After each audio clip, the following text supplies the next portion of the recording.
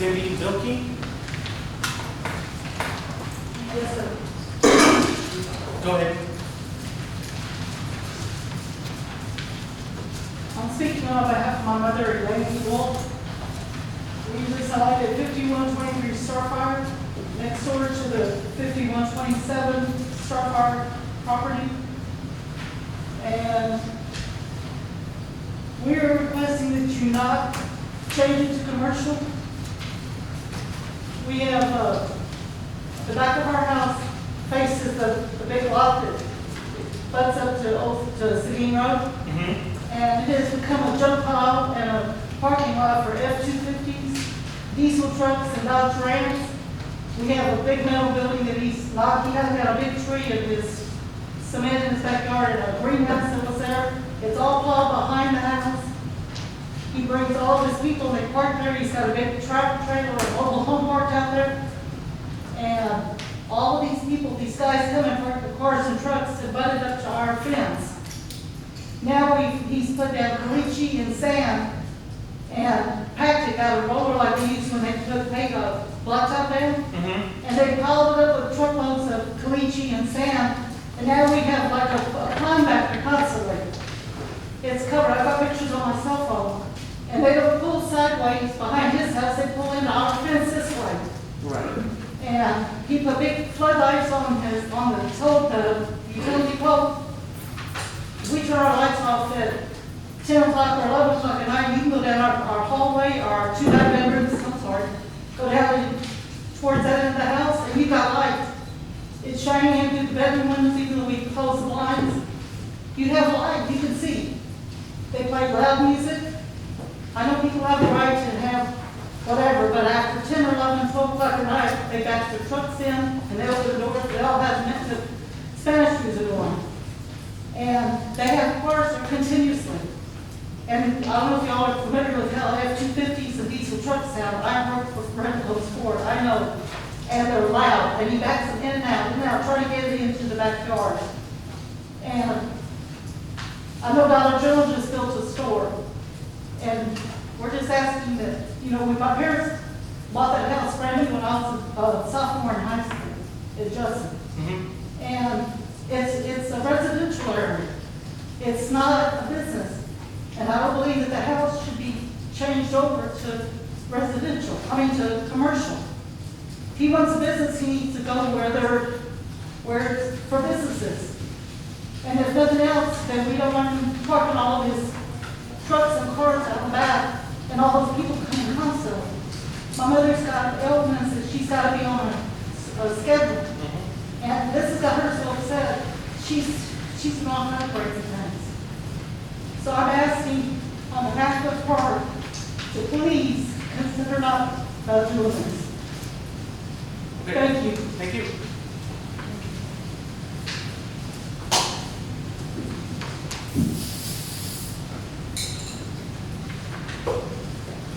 Dennis Wendell.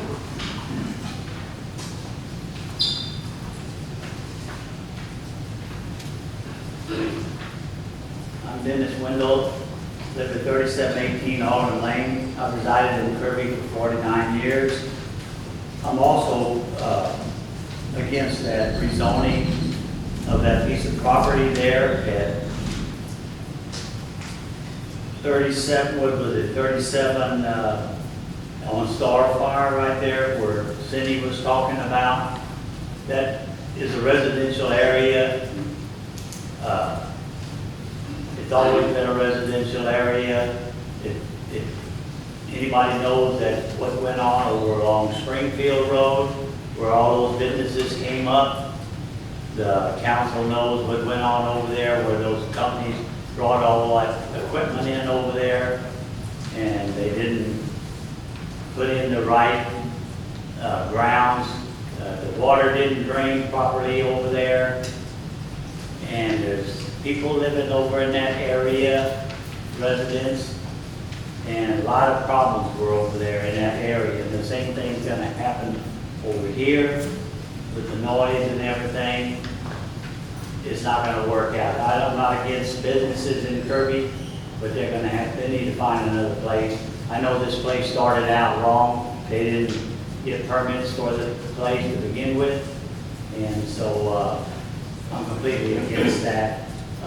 They need to get permits just like anybody else needs to. So I'm against completely changing or rezoning it or anything. It needs to stay a residential area. Thank you. Thank you.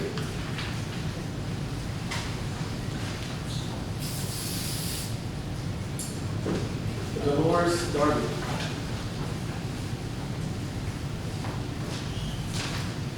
Hello, my name is Dolores Darby, and I am specifically addressing item E, which is to permit the area across from the middle school and Just Rates to be used as a used car lot.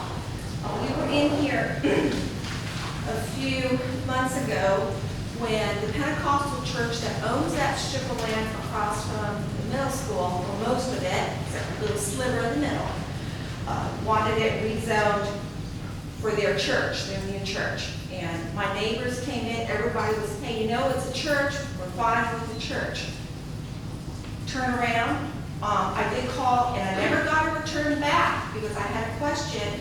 Once I saw that realtor sign go up, what was going to go in that corner area? That's the corner across the street from the Missionary Baptist Church starts that empty lot.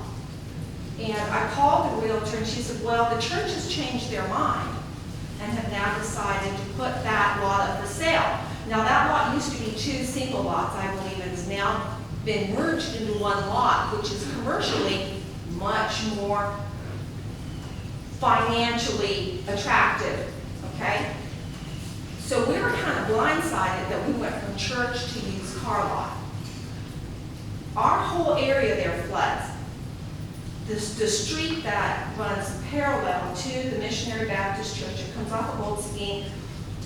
You know, the police are out there putting up trestles every time there's a heavy rain because the rain just comes flooding off that field and down the street and slams down into our neighborhood. If they're talking about a used car lot, I can't even imagine the flooding that we're going to have. As it is, I have to have a pump in my backyard to take care of the water runoff from the field.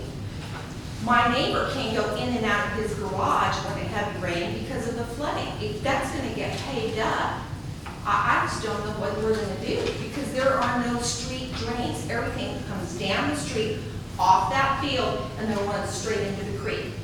But we're in between the creek and the field. So if y'all are going to be putting in something big that's paved, I don't know what we're going to do. We're going to be like knee-high to water in our living rooms.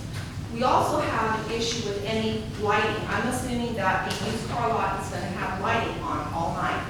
We have lighting that comes in, excuse me, from Kirby Middle School, which we're fine with because we've seen graffiti, we've seen some stuff going on over there. We understand that they have to have floodlights. You can read like this in my bedroom. I mean, you just don't, there's no issue with lighting.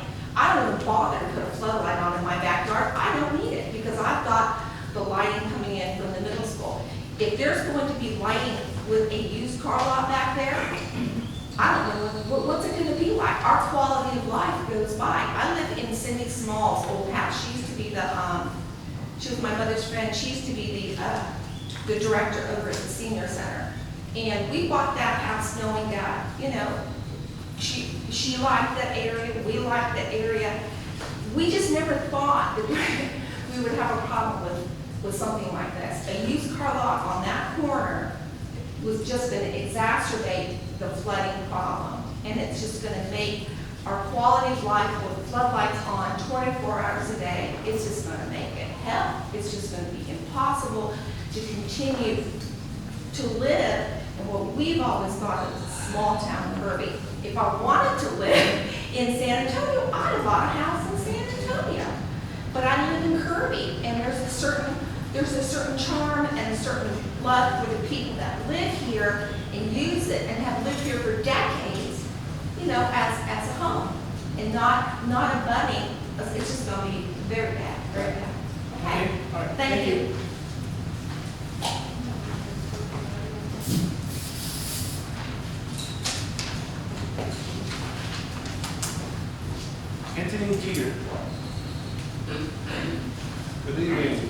Zoning and city members. I'm here for a twofer tonight, okay? 2924 Ackerman, I'm sure y'all all heard about it.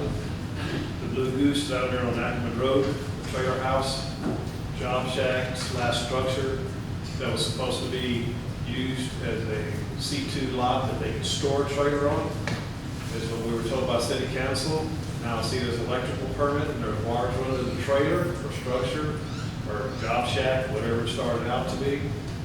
So now I also hear that they have submitted for permits for their water and sewer so they can put their electricity up to a building that's supposed to be only slated to be stored on 2924 Ackerman Road.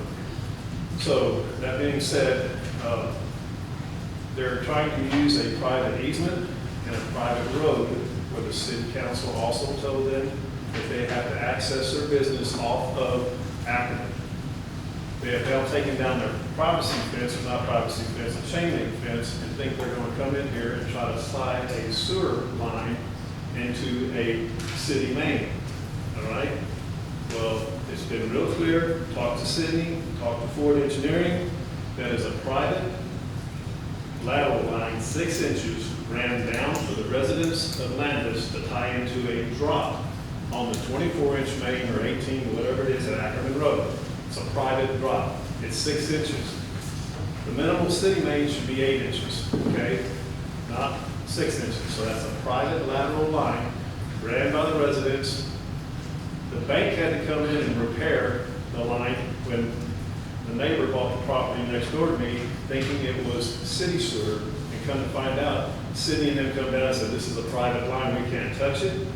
You have to get a private contractor. Well, he just bought the house, but Kirby Bank was carrying the lien on it. They had to pay a private contractor to take a 4-inch main, come down that road, and run that sewer line all the way down, past the other 2 residents and tie into that 6 inch. They said if they tied that house in up there, the line is too small. So bring it to the, closer to the, what they call the drop, and go in. That way, if they have any problems, you won't overload their lines, okay?